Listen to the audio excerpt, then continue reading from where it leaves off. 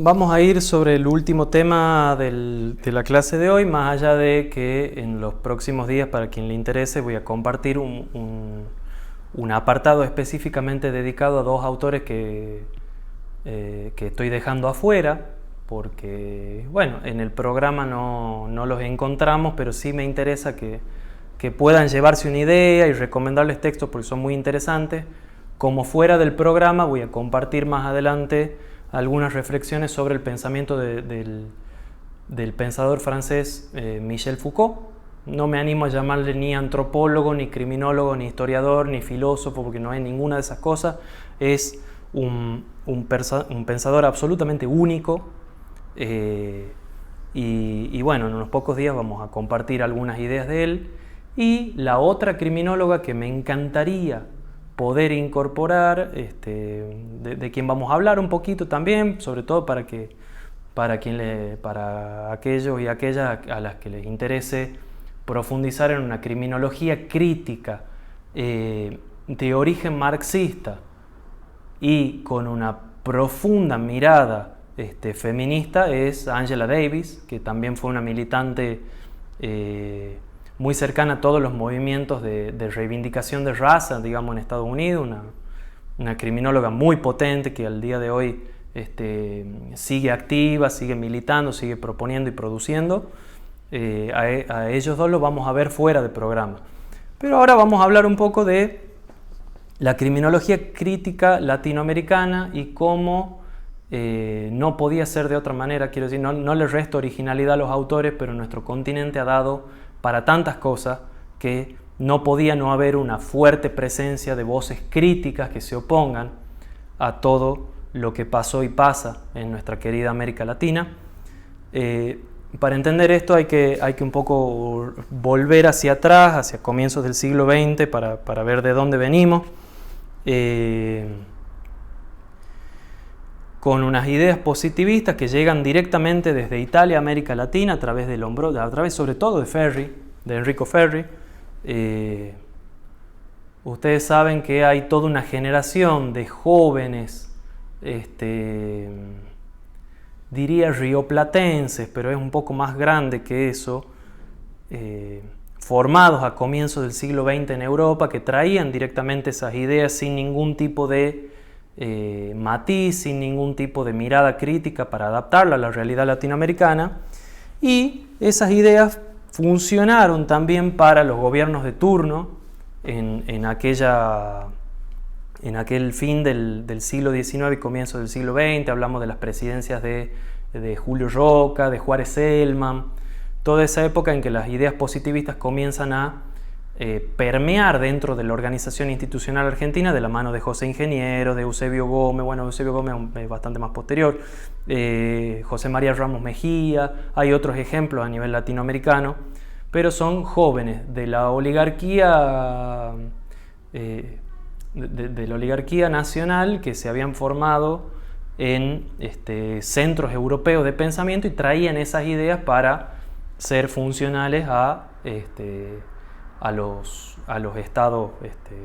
latinoamericanos. Estados cooptados por también figuras de la propia oligarquía, digamos. Ustedes saben que ningún gobierno fue elegido democráticamente antes de la ley Sáenz Peña, sancionada en 1912, y la primera elección, si no me equivoco, se hace en 1916, donde gana Hipólito Yrigoyen, si no recuerdo mal. Antes de eso, un poco el fraude patriótico hacía que ganen siempre los mismos las presidencias. Pero no hay que desconocer que lo que había antes en materia de gestión de la cuestión criminal era bastante más rudimentario. O sea, estos autores del positivismo criminológico argentino y latinoamericano, lo que sí trajeron fue ideas modernas, aunque sean las ideas equivocadas. Pero bueno, hay que estar en cada momento y en cada lugar. Justamente esto es destacado por dos de las autoras más importantes y que han sido las más relevantes en hacer que surja la criminología crítica latinoamericana con una identidad propia, ambas venezolanas, Rosa del Olmo y Lola Nillar de Castro. Lola Nillar de Castro falleció hace poquitos años. Fue una persona que que bueno, como los integrantes de la cátedra hemos podido conocer, hemos podido tratar, una persona muy humilde, muy cariñosa. Uno no se imaginaría que de su pluma surgieran tantos textos tan ácidamente críticos de lo que es el sistema penal. Fue una mujer extraordinaria, ha sido la primera gobernadora mujer de algún estado de Venezuela. Ella gobernó el estado de Zulia. Básicamente, comenzando por Rosa del Olmo. Rosa del Olmo fue una criminóloga que se propuso revisar la historia de los pensamientos criminológicos de América Latina y sobre todo de Argentina, por la enorme producción que había tenido el positivismo en Argentina, desde una mirada crítica, y trae, de alguna manera se inscribe en esta criminología de la reacción social, o en la criminología crítica, porque revisa todas estas ideas y, yendo a los criminólogos del presente en ese momento, década del 70, década de los 80, dice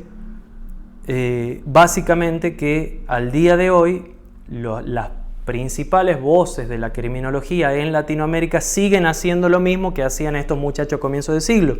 que es importar teorías criminológicas pensadas en otro lugar para ser implementadas en otro lugar y traerlas acríticamente y tratar de tirarlas en la escena para que prendan o no prendan. Rosa del Olmo justamente aporta esa revisión crítica de las ideas criminológicas de América Latina. Lola Anillar de Castro también, escribiendo la criminología de la reacción social y tomando elementos críticos del etiquetamiento, construye una teoría criminológica crítica con profunda identidad latinoamericana. Y nos vamos a detener con mayor detalle en el pensamiento de una persona que es absolutamente imprescindible en este margen latinoamericano y me atrevería a decir que en todo el mundo, porque él en el año 2009 ganó el premio Estocolmo de Criminología junto con John Hagan, que es como ganar el Nobel, digamos. Es un criminólogo destacadísimo que es Raúl Zaffaroni, cuyas ideas influyen y permean en todo lo que impartimos nosotros desde esta cátedra. Zaffaroni, como ustedes saben, tiene una formación de base que es jurídica. Él es abogado, recibido en la UBA, se doctoró en Derecho en la Universidad del Litoral,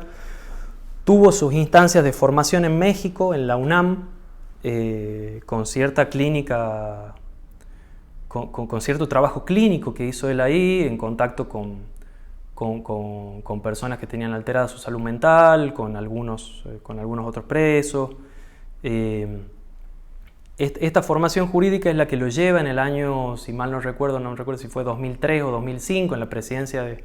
de Néstor Kirchner, lo lleva a la Corte Suprema de Justicia de la Nación, lugar en donde estuvo hasta que cumplió los 75 años y se jubiló, como manda la Constitución, y después pasó a ser uno de los jueces de la Corte Interamericana en representación de nuestro país. Pero ahora nos interesa hablar del Zaffaroni criminólogo, que ha sido un pensador, que es un pensador realmente muy potente, muy claro y muy comprometido con nuestra realidad latinoamericana. Desde un realismo de izquierda, influido por ciertos pensamientos cristianos, una persona muy interesante de leer. Zaffaroni incorpora a su lectura de la dogmática penal elementos criminológicos que hacen que cuando estudiemos el derecho penal sepamos que esa herramienta que estamos incorporando no es inocente. Incorpora esa perspectiva crítica a su lectura de la dogmática penal. Y básicamente dice que el programa, la estructura del derecho penal ha de ser un dique de contención de las pulsiones vindicativas, o sea, las pulsiones de venganza y las pulsiones violentas que el sistema penal canaliza, y que cuando no se lo controla, cuando no se lo está constriñendo con este dique de contención, el sistema penal se libera de todas sus ataduras y provoca masacres.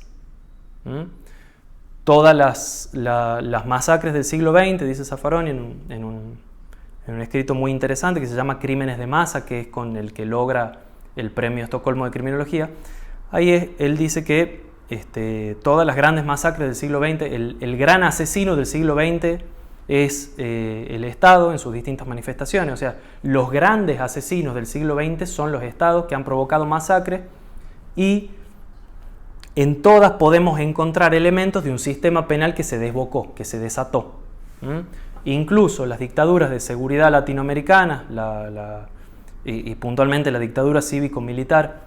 que gobernó en Argentina desde el 76 hasta que culminó en el 82-83, utilizó no las herramientas del sistema, además de las herramientas del sistema penal, como las fuerzas policiales y las cárceles, donde también ocurrieron grandes masacres, utilizó a las Fuerzas Armadas, pero en función policial y ocupando territorio interno. En todas hay un elemento de un sistema penal que se desata de sus ataduras y que avanza sobre la población masacrando. Él va a decir que el sistema penal no puede no ser selectivo. Quiero decir, la parte especial del Código Penal abarca tantas y tan diversas conductas que es imposible que haya un sistema penal que pueda procesarlas a todas y aplicar la norma en todos los casos. Sería prácticamente inabarcable. Justamente se incorporan al Código Penal como delito figuras tan variadas que es imposible que una institución de control social formal las abarque a todas. En esto que queremos ser bastante claros, todos y todas cometemos delitos. En todos nosotros, en algún momento de la vida o del día o de la semana o del mes, se configura un tipo penal. Así, cuando vamos a sacar una fotocopia, cuando descargamos un video, cuando lo que fuere, y hechos más graves, hechos de todo tipo y color, porque básicamente no hay aspecto de la vida que no esté abarcado por alguna norma penal. Lo que dice Zaffaroni es que ese programa punitivo contenido en el Código Penal es irrealizable en la realidad, porque no hay una fuerza policial que pueda estar sobre todos los hechos, no hay una capacidad de los sistemas judiciales de procesar todo este tipo toda esta cantidad de hechos, y no hay una institución carcelaria que nos pueda alojar a todos adentro. Esta clase que estamos teniendo la tendríamos que tener adentro de Villa Urquiza si el programa punitivo se aplicara en su totalidad. Ahora bien, y ya hemos visto la definición que da de sistema penal como todo un conjunto de agencias que tiran cada una para su lado y que se desenvuelven de manera independiente, y él ahí afirma que ninguna burocracia se suicida. No es que va el jefe o la jefa de policía y dice: miren señores, yo no puedo cumplir con esto, no puedo abarcar a todos los hechos delictivos, no puedo atrapar a todas las personas que cometen delito, entonces yo me retiro, cerremos la policía, no hay más.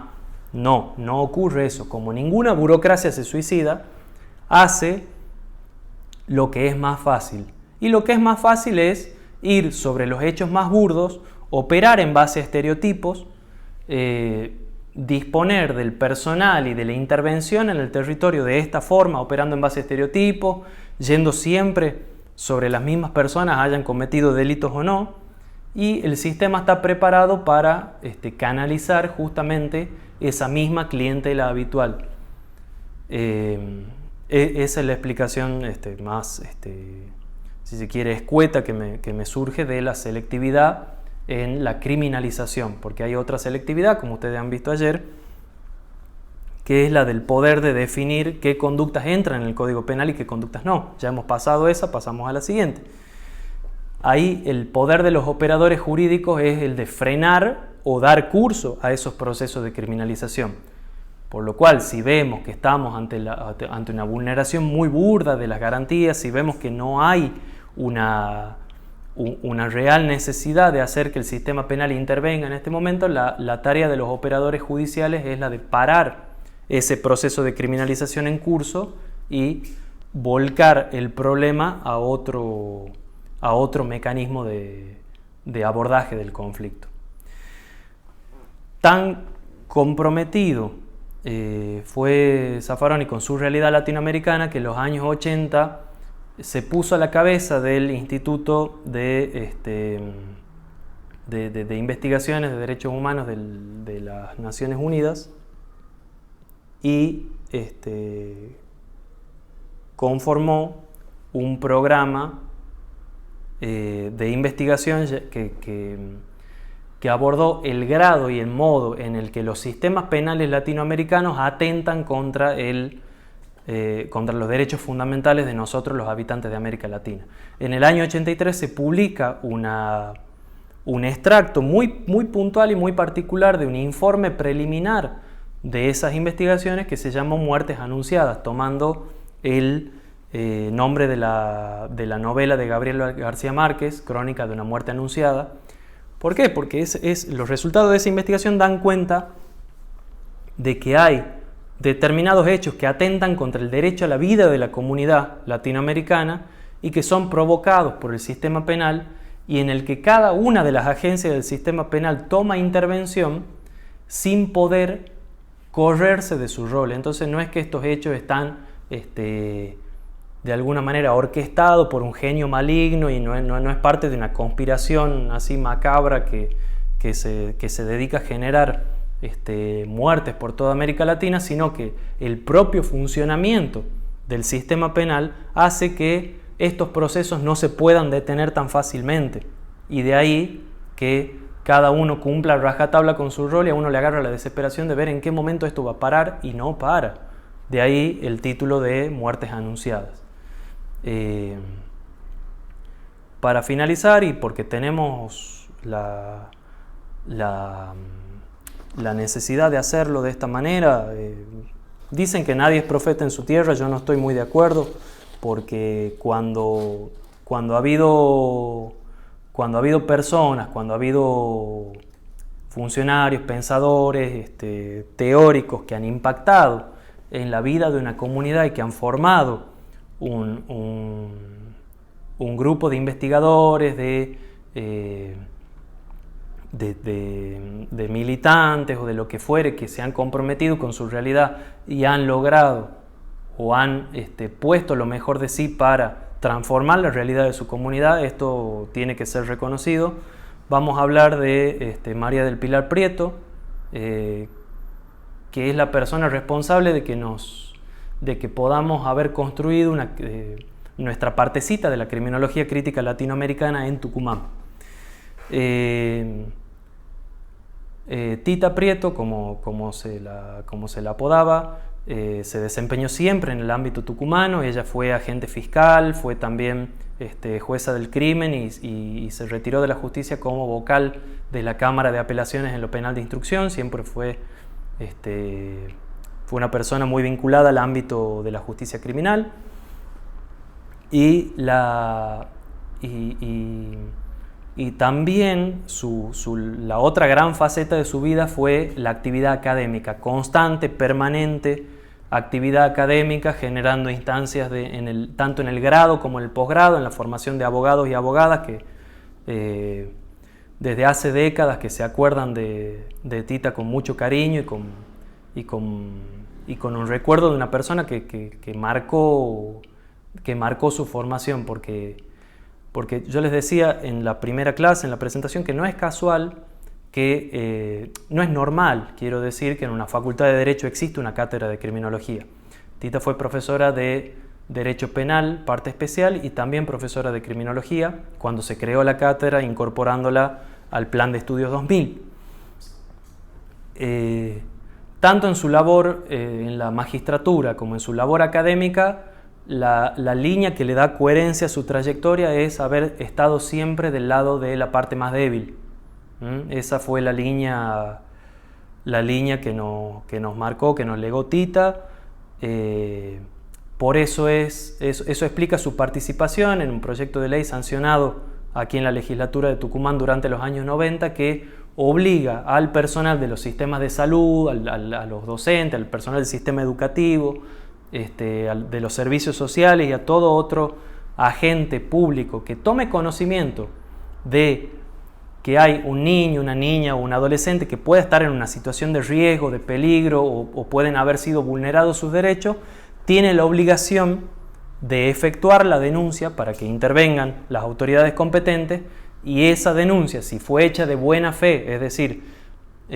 si fue hecha a conciencia de que bueno, algo puede estar pasando ahí detrás, en el seno de la familia o en el seno de la escuela o del hospital, esa denuncia, si resultara que no se pueden comprobar los hechos, no traería consecuencias perjudiciales para la persona denunciante, que está obligada por ley a denunciar. Esta ley, la 6518 provincial de la provincia de Tucumán, sigue estando en vigencia el día de hoy y es frecuentemente utilizada por todos estos agentes estatales que yo les comentaba. En su actividad académica trajo la criminología crítica, siempre fue una persona comprometida con criticar los abusos y los excesos del poder, sobre todo de las instituciones policiales y de las instituciones carcelarias. Por otra parte, ya en lo que hace de alguna manera a la formación integral de un abogado que tenga conciencia de lo que su hacer o su falta de hacer provoca en la historia de vida de una persona que está en conflicto con la ley penal, siempre estuvo a favor de incorporar dos elementos a la didáctica de las disciplinas jurídicas y de la didáctica de la criminología, que es visitar y observar de primera mano cómo se desenvuelve un juicio oral, observar y visitar las cárceles, poder dialogar con las personas en conflicto con la ley, poder dialogar con los guardiacárceles. Esa herramienta pedagógica no se traduce en una mera salida de campo, sino que tiene sus fundamentos didácticos muy claros y hemos podido medir el impacto que genera poder vivenciar esas actividades en los preconceptos y en las ideas que uno trae de la casa, de la escuela, trae de su entorno. Complementa de manera muy positiva la formación de los operadores judiciales, poder vivir un juicio oral y poder recorrer y visitar los dispositivos de encierro, los dispositivos carcelarios. Me comprometo a este bonus track que les decía, un poco de Foucault, un poco de Angela Davis. No van a ser ellos dos, como están fuera de programa, no van a ser objetos de preguntas en el examen, pero no quiero que se queden sin la oportunidad de escuchar acerca de estos dos pensadores. Con eso terminamos los temas de la bolilla 3 y nos vemos en la clase sincrónica mañana jueves, y por supuesto que siempre estoy a disposición para cualquier consulta, cualquier duda que surja a través del correo electrónico que les facilita en el primer video. Muchas gracias, espero que les haya gustado, que les haya servido. Esto se complementa con el texto que está cargado al campus virtual, que era lo que un poco me ayudaba a la memoria para ir recorriendo los temas, y por supuesto con el material del manual de criminología como leña para el fuego, que es de indispensable lectura para el examen. Muchas gracias.